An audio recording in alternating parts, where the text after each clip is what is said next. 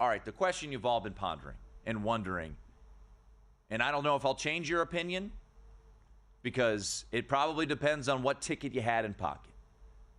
Was it a bad beat last night in Ole Miss and Michigan State? The final score, 73-70.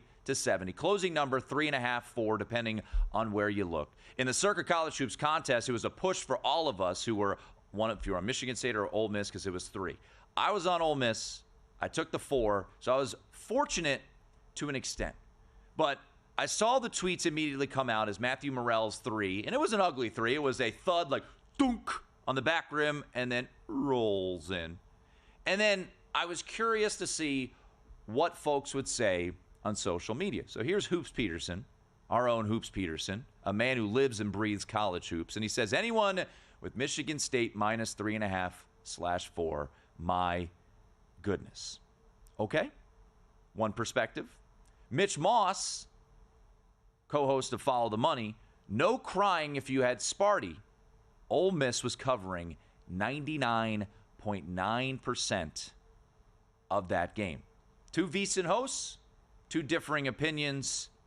Where do I stand on this? And I put out a poll on Twitter, and God, people got mad at me. I was just curious your thoughts. I wasn't telling you one way or the other.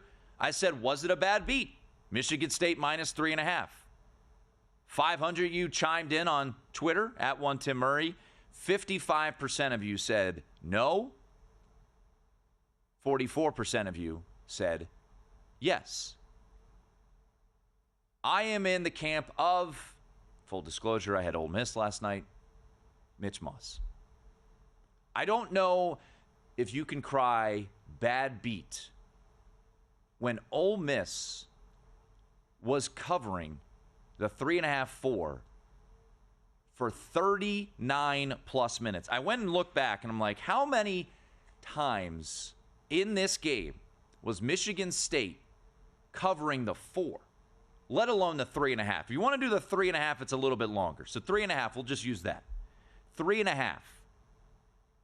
With 40 seconds to go in the game, Michigan State took their largest lead of the contest. So we've played 39 minutes and 20 seconds of basketball.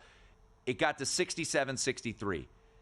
That lead and that cover window held for 7 seconds until Ole Miss made it 67-65. They foul again. They get it to 69-65.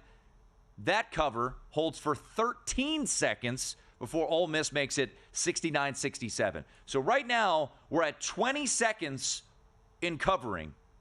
Trey Holloman makes a couple of free throws to make it 73-67.